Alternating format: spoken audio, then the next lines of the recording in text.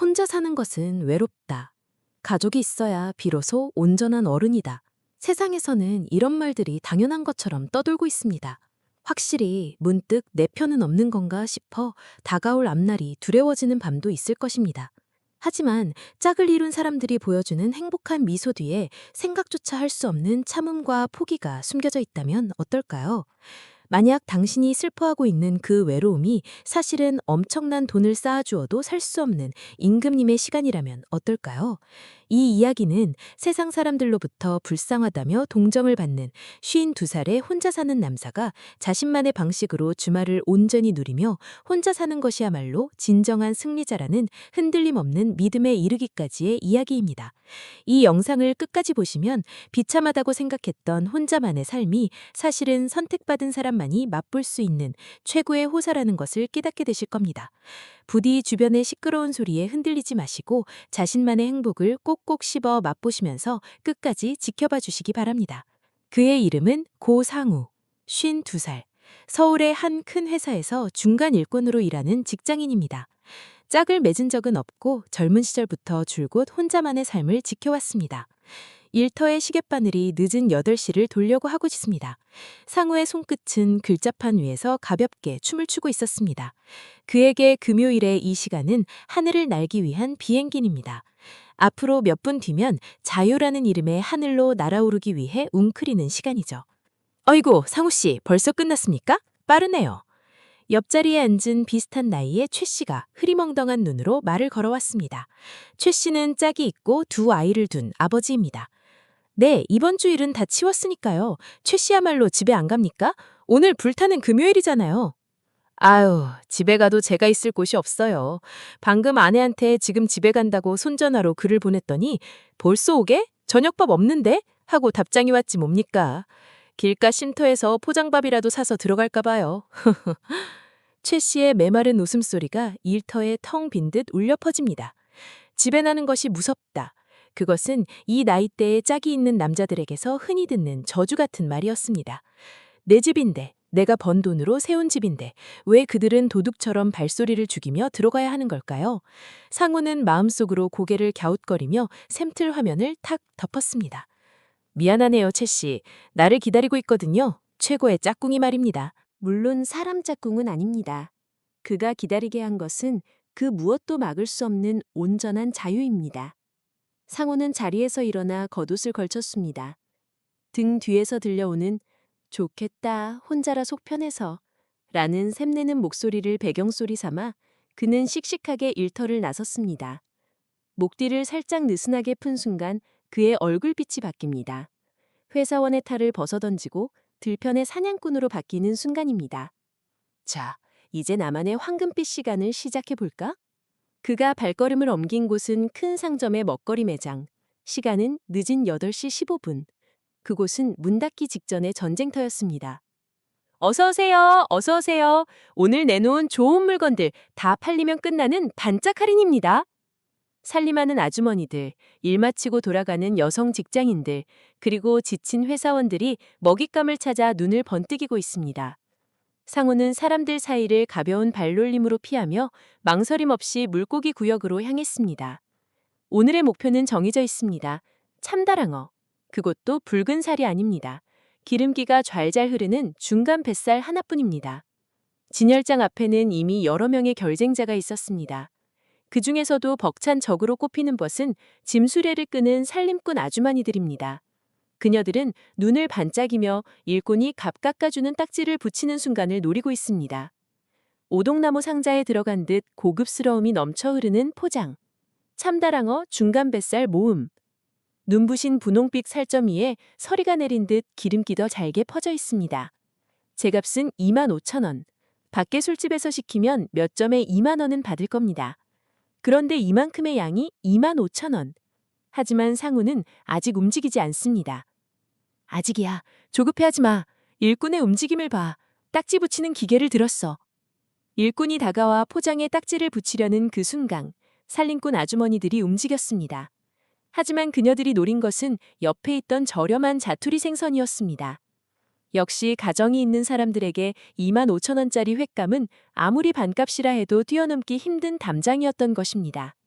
철컥 하는 소리와 함께 붙은 반값 딱지. 그 순간 상우의 오른손이 엄청나게 빠른 속도로 뻗어나갔습니다. 그의 손 안에는 그토록 바라던 참다랑어 12,500원. 이 이김의 순간 머릿속에 짜릿함이 넘쳐 흐릅니다. 손에 넣었다. 봤나? 이것이 혼자 사는 귀족의 돈 힘이다. 아이들의 글방 숙제도 집빚 갚는 일도 상관없다. 내가 번 돈은 모두 내 밥통을 위해 있는 거다. 문득 아까 만난 동무 최 씨의 얼굴이 스쳐 지나갑니다. 그는 지금쯤 길가 쉼터에 포장밥을 먹고 있을까요? 그와 다르게 나는 이제부터 귀족 같은 늦은 밥상을 마주할 참입니다. 다음은 고기구역으로 갑니다. 이곳에서의 목표는 검은 털 소의 등심구이용 고기, 두께 3cm, 무게 250g. 겉면에는 으뜸 등급을 알리는 금빛 딱지가 자랑스럽게 붙어 있습니다. 한밤중에 먹는 한우 고기구이. 의사가 들으면 깜짝 놀라 쓰러지겠죠. 뱃속 기름기가 늘어난다면서요. 시끄럽다 그래. 내 몸이다. 어떻게 쓰든 내 마음이야. 그 나쁜 짓을 하는 듯한 떨림이야말로 최고의 양념이라고. 바구니 안에는 반값 참치, 반값 소고기, 게다가 제값이어도 상관없이 바구니에 집어넣은 서양에서 온 말린 짠고기와 물렁물렁하고 냄새가 강한 서양 발효젓. 다 합쳐서 거의 4만 원 돈. 한 끼 장보기 치고는 비싼 값입니다만 술집에 가면 10만 원짜리 차림입니다. 집에서 먹는 술이야말로 돈을 쓴 것 대비 가장 큰 기쁨을 줍니다. 그는 무거운 비닐봉지가 손가락을 파고드는 것을 느끼며 밤거리를 껑충껑충 뛰듯이 걸어나갔습니다. 도심의 조용한 집들이 모여있는 곳에 자리한 아파트. 지어진 지는 오래되었지만 손길이 잘 닿아 품위가 느껴지는 낡은 아파트. 이곳이 바로 상우의 성입니다. 쇳대를 돌려 묵직한 문을 열자 그곳에는 빈틈없는 고요함이 기다리고 있었습니다. 다녀왔어. 대답은 없습니다.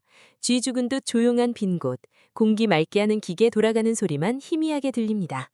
사람에 따라서는 이것을 외로움이라 부르며 쓸쓸함에 몸을 떨지도 모릅니다. 하지만 상우는 숨을 깊이 들이마시며 그 고요함을 허파 가득 채웠습니다. 이거야. 그 누구의 기척도 없어. 그 누구의 냄새도 나지 않아. 오롯이 나만을 위한 숨결이야. 문간에는 벗어둔 신발이 그대로 놓여 있습니다. 가지런히 모아두어도 좋고 안 모아두어도 그만입니다. 그에게 칠칠치 못하다고 화낼 사람도 없습니다. 그 아주 작은 사실이 그를 얽매임에서 풀어줍니다. 그는 구두를 훌쩍 벗어던지고 목뒤를 거칠게 잡아당겨 풀면서 널따란 방을 지나쳐 부엌으로 곧장 향했습니다. 여기서부터가 상우가 집에 돌아와서 치르는 진짜 모임의 시작입니다. 찬장을 열자 아주 차갑게 식은 보리술통이 얌전하게 그를 맞이합니다. 보리향만 흉내낸 싼 술이 아닙니다. 스스로를 아끼는 일에 돈을 아끼지 않는 것이 그의 변함없는 규칙. 기다렸지? 부엌이 물 쓰는 곳에 허리를 기대고 선 채로 손잡이에 손가락을 걸었습니다. 칙. 조용한 방에 울려 퍼지는 듣기 좋은 소리. 그것은 한 주일 동안 일해야 했던 쇠사슬이 끊어지는 소리이기도 했습니다. 그는 컵에 따르는 일조차 하지 않습니다. 통째로 목구멍 저 안쪽으로 쏟아붓습니다. 크아, 살 것 같다. 차가운 턱 쏘는 기운이 바짝 마른 식구멍을 내달려 밥통을 곧바로 때립니다. 하루의 고단함, 말도 안 되는 윗사람의 억지, 꽉 찬 새그물 수레에서의 짜증. 이 모든 것이 황금빛 물에 씻겨 내려가고 대신 뜨거운 힘이 솟아납니다. 버릇없이 부엌에서 선체로 마시는 첫모금. 만약 짝을 이뤘더라면 앉아서 마셔요. 옷부터 갈아입고 와요. 라며 반드시 잔소리가 날아왔을 장면입니다. 하지만 지금 이곳에는 그를 묶어둘 법규칙이 없습니다. 상우는 그 기세 그대로 방금 사온 참다랑어 포장을 뜯었습니다. 그릇에 예쁘게 옮겨 담는다? 씻을 거리만 늘어날 뿐입니다. 포장 뚜껑을 찢어버리고 딸려온 짠물과 매운 풀을 참치 위에 곧장 엎어버립니다. 겉보기는 엉망진창, 하지만 맛은 으뜸입니다. 쪼개 쓰는 나무젓가락을 가르고 가장 기름이 꽉 찬 뱃살 한 점을 입안으로 휙 던져 넣었습니다. 우와, 맛있어. 너무 맛있다.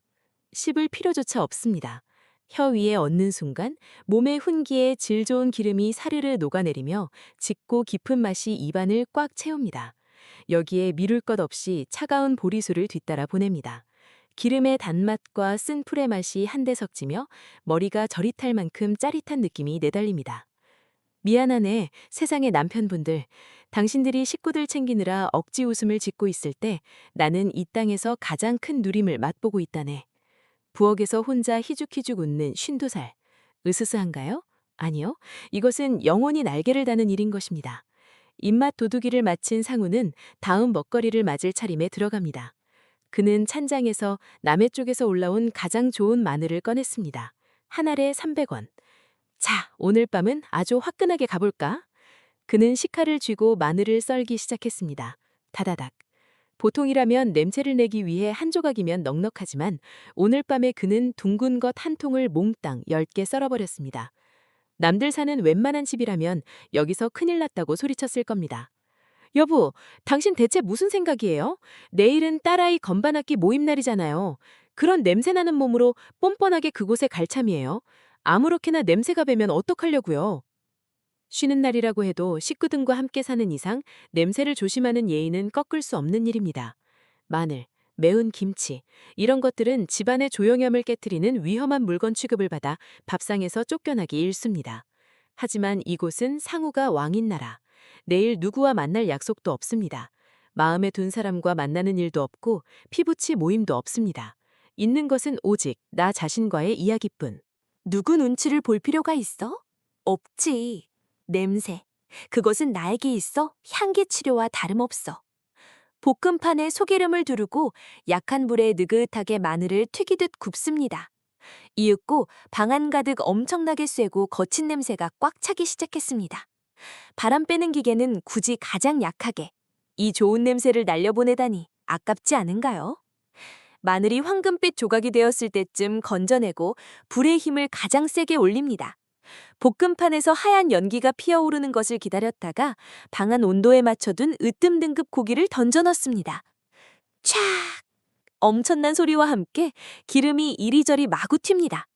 바닥이 더러워진다. 불 나오는 곳이 끈적끈적해진다. 알바 아닙니다. 청소 따위 마음이 내킬 때 하면 그만인 겁니다. 듣기 좋은 소리로 우는구만.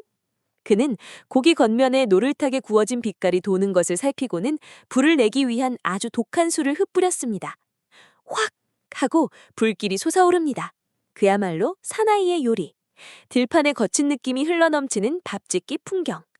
다 구워진 고기를 그릇에 얹고 산처럼 수북한 마늘 조각을 그 위에 올립니다. 마무리로 짠물을 한 바퀴 두르자 칙 하는 소리와 함께 눌어붙은 간장과 고기 냄새가 피어올라 상우의 코를 간지럽힙니다. 그는 그것을 널따란 방으로 옮겨와 바보상자 앞에 둡니다. 물론 하얀 쌀밥도 잊지 않았습니다. 아주 수북합니다. 깊은 밤 10시의 탄수화물 잔치. 칼을 대자 막히는 것 없이 슥 잘립니다. 붉은 빛이 도는 잘림면에서 고깃집이 흘러넘쳤습니다. 마늘 조각을 듬뿍 얹어 입으로 가져갑니다. 아, 맛있다. 기가 막히게 맛있어. 머리를 쿵 때리는 듯한 마늘의 힘. 그것을 감싸 안는 한우의 달콤한 기름. 꼭꼭 씹을 때마다 피 속의 거친 본능이 깨어납니다. 뒤이어 쉴 새 없이 하얀 쌀밥을 밀어넣습니다. 고기, 쌀, 고기, 쌀, 보리술. 이 끝없는 돌림을 멈출 사람은 아무도 없습니다. 살이 찔까? 핏대 오르는 병이 생길까? 내가 알게 뭐야. 훗날 그때 그 고기를 먹어둘 걸 하고 땅을 치는 것보다야 100번 낫지. 누구에게도 혼나는 일 없이 그는 300g 가까운 고기와 고봉밥을 겨우 10분 만에 먹어치웠습니다. 더 나아가 남은 고기물과 기름까지 싹 비웠습니다. 배를 쓰다듬으며 그는 푹신한 긴 의자에 몸을 깊숙이 파묻었습니다. 배가 부르고 기분 좋은 든든함과 취기가 돌아온 상호. 다음은 마음의 쉼터입니다. 밥상 위에는 더러워진 접시와 빈 통이 어지럽게 널려 있습니다. 하지만 그는 치우지 않습니다. 씻을 거리는 내일의 나에게 맡긴다. 먹었으면 바로 치우라고요. 기름 굳잖아. 라며 고함치는 사람도 없습니다. 지금의 그는 천하무적입니다. 방에 큰 불을 끄고 은은한 빛만 남도록 가꿉니다. 널따란 방은 단숨에 남몰래 숨겨진 술집 같은 느낌으로 변했습니다. 그가 손에 쥔 것은 아껴둔 서양 독한 술, 동그란 얼음을 넣은 두꺼운 유리잔에 따릅니다. 얼음이 잔에 부딪히는 소리가 울려 퍼집니다. 그는 조종기를 손에 쥐었습니다. 여느 보통 집이라면 이 시간엔 화면 번호를 차지하려는 다툼 한가운데 있겠지요. 아빠, 나 그림 동화 보고 싶어. 돌리지 마. 나는 이야기 이어지는 연속극 녹화해둔 거 볼 거야. 아빠는 손전 하나 보고 있으면 되잖아. 집의 기둥이어야 할 아버지에게 텔레비전을 고를 관리는 없습니다. 하지만 상우는 다릅니다. 엄청나게 크고 또렷한 화면의 텔레비전은 오직 그만의 것. 그는 동영상 띄워주는 곳을 열어 30년 전에 오래된 싸움 영화를 골랐습니다. 몇 번을 봤는지 모를 만큼 마음에 쏙 드는 작품입니다. 아, 역시 이 장면이 멋지다니까. 그 누구에게도 방해받지 않습니다. 저기, 내 말 좀 들어봐. 옆집 아줌마가 글쎄. 그런 아무래도 좋을 남의 이야기로 이 멋진 작품을 망칠 일도 없습니다. 독한 술을 조금씩 핥아 마시며 영화의 세계에 푹 빠집니다. 멋들어진 연기자들의 몸짓에 취해 자신도 영화의 주인공이 된 듯한 기분에 젖어듭니다. 어느새 시계바늘은 깊은 밤 2시를 지나고 있었습니다. 여느 때라면 일찍 안 자면 내일 힘든데 아이가 깨면 어쩌나 하고 마음을 졸일 시간입니다. 하지만 내일은 토요일, 할 일은 아무것도 없습니다. 졸릴 때까지 영화를 봐도 좋고 이대로 아침까지 꼬박 술을 마시며 밤을 지새워도 좋습니다. 상우는 풀린 눈으로 천장을 올려다보았습니다. 행복하구나. 그 누구에게도 손가락질 받지 않아. 그 누구의 눈치도 볼 필요가 없어. 이 시간만을 위해 나는 살아가고 있는지도 모르겠어. 번듯한 잠자리방에 푹신한 누울 곳에 가서 잘 필요조차 없습니다. 그는 그대로 긴 의자에 대구르르 누워버렸습니다. 점잖은 양복을 입고 싸워왔던 평일의 자신을 내려놓고 그저 축 늘어져 바닥으로 떨어지는 자신을 보듬어 왔는 시간. 가물가물해지는 생각 속에서 상우는 다짐하듯 믿었습니다. 이것이야말로 진짜 임금님의 휴일이다. 그는 어린아이처럼 편안한 얼굴로 깊은 잠에 빠져들었습니다. 다음 날 아침 가림막 틈새로 비쳐드는 따가운 햇살이 상우의 눈꺼풀을 건드렸습니다. 그가 천천히 눈을 뜨자 벽에 걸린 시계는 낮 11시 반을 가리키고 있습니다. 우와, 잘 잤다. 허리 아프네. 단 한 번도 눈을 뜨지 않고 9시간 넘게 내리잤습니다. 긴 의자에서 잔 탓에 등허리는 뻣뻣하지만 그조차도 자유가 주는 훈장처럼 사랑스럽게 느껴집니다. 창밖으로는 어느 집 부모가 아이를 호통치는 소리나 이불을 팡팡 터는 소리가 들려옵니다. 세상은 일찌감치 움직이기 시작한 모양입니다. 짝을 이룬 자라면 토요일 아침은 두 번째 노동의 시작입니다. 당신 언제까지 잘 거예요? 오늘 재활용 쓰레기 버리는 날이잖아요. 수레 끌고 큰 상점 갈 거니까 얼른 일어나요. 먼지 쓸어 담는 기계 돌릴 거니까 비켜요. 평일의 고단함을 씻어내기는커녕 집안의 우두머리인 아내의 뜻에 따라 헌헝겊처럼 이리저리 불임을 당합니다. 아빠는 돈 내뿜는 기계이자 길잡이. 그런 뒷말을 들으면서도 식구들을 위해 헌신합니다. 그것도 훌륭한 아버지의 모습이겠지요. 하지만 상우에게는 그런 짜임새가 없으며 그럴 필요도 없습니다. 자, 그럼 식기라도 하고 기차역 앞 국수집에서 낮술이나 한 잔 걸쳐볼까? 내 때에 맞춰 일어나고 내 때에 맞춰 배를 곪고 내 때에 맞춰 움직인다. 상우는 쓴웃음을 지으며 창밖의 푸른 하늘을 올려다보았습니다. 외로움일지도 모릅니다. 먼 훗날 누구의 배웅도 받지 못한 채 아파트 한 칸에서 쓸쓸히 떠날지도 모릅니다. 하지만 말이야, 지금 이 숨막히는 순간의 자유만큼은 수억 원을 안겨주어도 내어줄 수 없는 나만의 보물이야. 짝을 지은 이들이 잃어버린 것. 그리고 혼자인 내가 고집스레 손에서 놓지 않은 것. 그 묵직함을 씹어 삼키며 그는 찬장에서 해장술로 마실 보리술을 꺼내들었습니다. 그의 황금빛 시간은 아직도 이어집니다. 한낮부터 국수집에서 얇은 나무판에 올린 어묵을 안주 삼아 맑은 술을 마시고 그 뒤엔 즐겨 찾는 뜨거운 한증막에 가서 몸을 개운하게 푼다. 밤에는 단골 술집에서 주인장과 이야기를 나누어도 좋고 혼자서 책을 읽어도 좋다. 내일 일요일 밤 다시 그 답답하고 우울한 월요일이 닥쳐오는 그 순간까지 그는 삶을 거머쥔 임금으로서 끝없이 군림할 것입니다.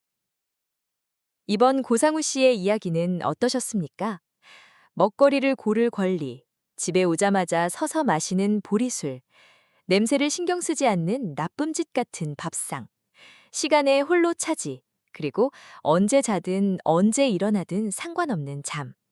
이것들에 똑같이 깃들어 있는 것은 뼛속까지 나 먼저라는 굳은 생각입니다. 짝을 지어 사는 삶은 어떻게 해도 서로 양보하고 참아내는 일의 연속이 되기 마련입니다. 세상 사람들이 말하는 혼자는 외롭다는 말은 어쩌면 그런 자유를 잃어버린 사람들의 시샘이 뒤집혀 나온 말인지도 모릅니다. 그 억누를 수 없는 자유의 값은 외로움입니다만 그것은 곧 내가 좋아하는 색으로 물들일 수 있는 걸림없는 하얀 그림판이기도 합니다. 잃어버리고 나서야 비로소 깨닫게 되는 자유의 무게는 그 무엇과도 바꿀 수 없는 것입니다. 지금 만약 당신이 짝을 맺지 말 걸 그랬어. 조금 더 얽매이지 않고 살고 싶다며 식구들의 잠든 얼굴을 보고 한숨을 쉬고 있다면 잠깐 손전화를 내려놓고 거울을 바라봐 주십시오. 그곳에 비친 것은 식구들을 보살피는 뜻높은 아버지의 얼굴입니까? 아니면 자유를 빼앗기고 바싹 말라 지쳐버린 얼굴입니까? 당신은 이 상우 씨의 이야기를 듣고 어떤 것을 느끼셨습니까? 상우 씨의 자유가 너무나 부럽다. 그래도 밥은 누군가와 먹는 편이 낫겠다. 가끔은 혼자이던 무렵으로 돌아가고 싶다.